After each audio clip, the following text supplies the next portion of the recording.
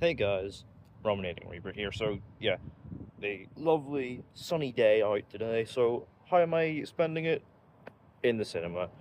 But this one looks to be a ripe old load of fun, because I'm about to head in to see Final Destination, Bloodlines. Yeah, I've watched all the films in prep for this one, and so I'm pretty well aware of what to expect. So I'm hoping just to have a good time, some great over-the-top, darkly comic, mean-spirited deaths. This should be a great, crowd-pleasing big screen experience. The only way to find out is to get in, get some snacks, and get seated for Final Destination Bloodlines.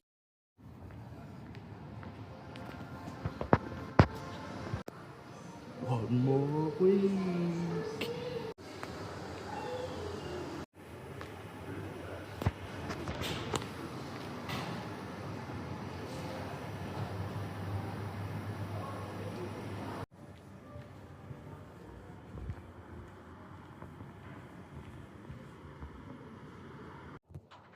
So yeah, I've got my popcorn here and a red frozen Fanta, colour to signify death, ready for Tony Todd's final ever film role.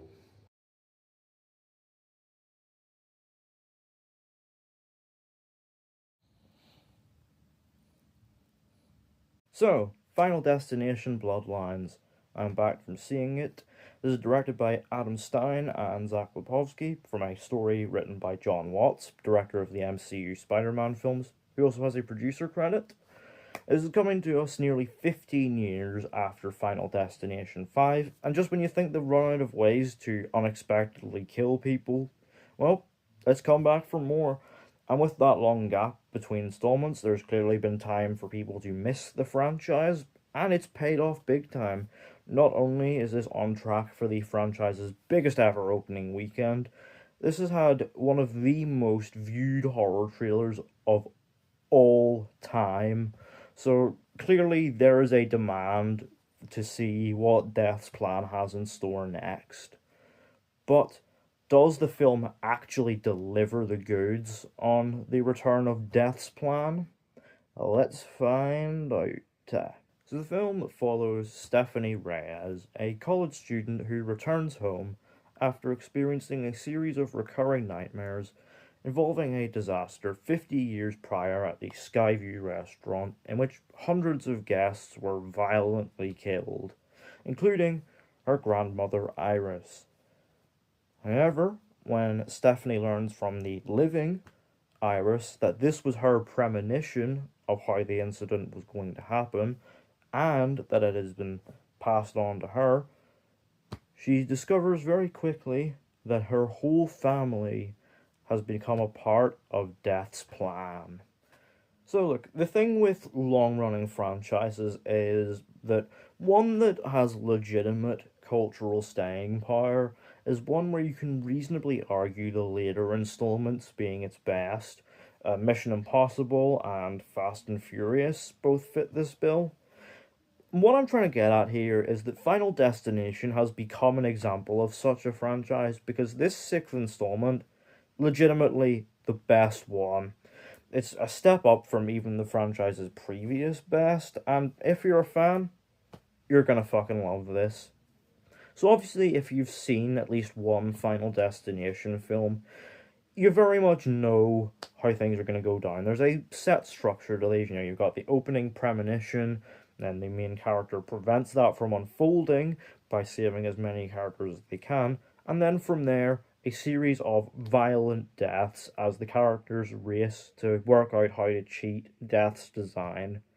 All of that is present and correct here, but what Bloodlines does is that it brings fresh, new ingredients into the mix in the form of Death's plan spreading to the descendants of the survivors of the opening incident. It's a great scene, very well staged, very entertaining, that really sets the tone and indeed sets the plot in motion. Now, obviously, yes, it does take a little bit to find its footing with, setting this mechanic in motion, But once it does, this is great stuff and delivers a very interesting look at generational trauma. Familiar stuff for the horror genre, but with the sort of mechanics of Death's design, it explores it in a very, very interesting way. It's ripe with plenty of great character work. Obviously, we have our lead, Stephanie, played by Caitlin Santa Juana. As she's this character who's become estranged from her family and is sort of trying to rekindle relations, but at the same time is also cursed with knowledge about what Death's plan has in store. It's a very interesting arc and a great performance as well. On the flip side of things, we also have the character of Iris, who's played as a younger woman in the opening premonition and in flashback scenes by Brack Bassinger, and as an older woman in the present day by Gabrielle Rose. And there's a very nice contrast in how these two play the same character. There's the sort of paranoia and fear in the younger Iris, whereas the older Iris has become a bit more hardened as she's adapted to Death's plan as she has tried to avoid it. Very, very interesting stuff. Hell, even the character of William Bloodworth, played once again by Tony Todd, gets a bit of depth here. We learn a bit more about him as the character becomes a bit richer and deeper.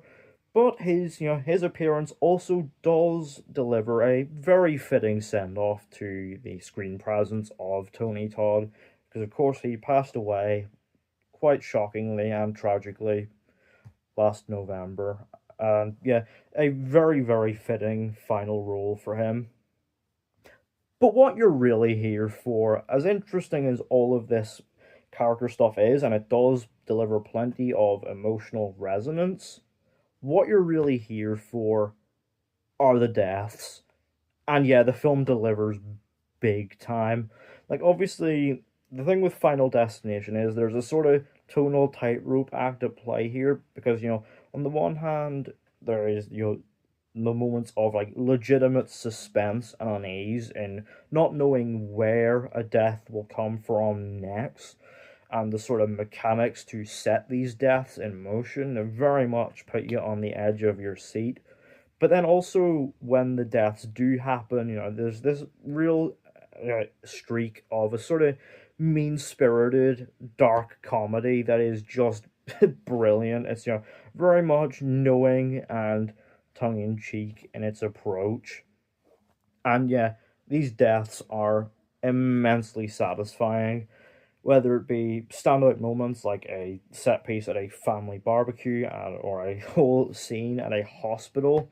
Yeah, the deaths are very, very memorable, very violent, and definitely rank particularly highly among the deaths across the franchise, because there are some great ones here.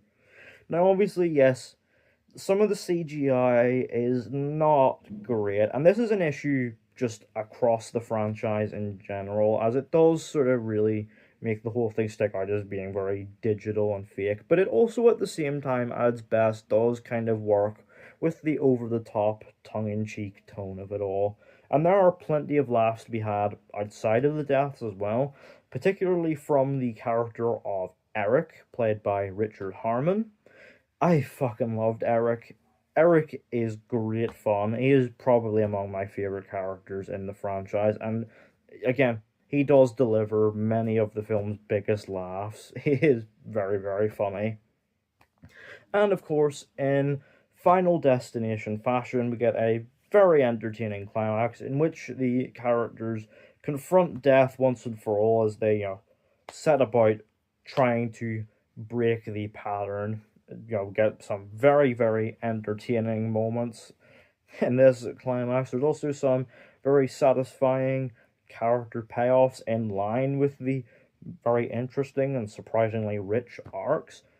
But we also get some really cleverly done rug pulls. Like, my god, that ending is absolute peak. Just absolutely nasty work. Yep, Final Destination is well and truly back. Overall, Final Destination Bloodlines is easily the best film in the franchise, delivering everything you could want from a new Final Destination film, while also adding new ingredients into the mix that add some surprising depth and emotional resonance. Yeah, it is immensely satisfying popcorn horror that is best experienced on the big screen. Out of 10, Final Destination Bloodlines gets an 8. So yeah, let me know down in the comments. Have you seen Final Destination Bloodlines? What did you think of it? What's your favourite installment in the franchise? And are you open to see more of Death's Plan in the near future? Let me know all that down in the comments. Don't forget to hit the thumbs up button if you enjoyed. Don't forget to hit the subscribe button if you're new. And don't forget to turn on post notifications so you don't miss an upload.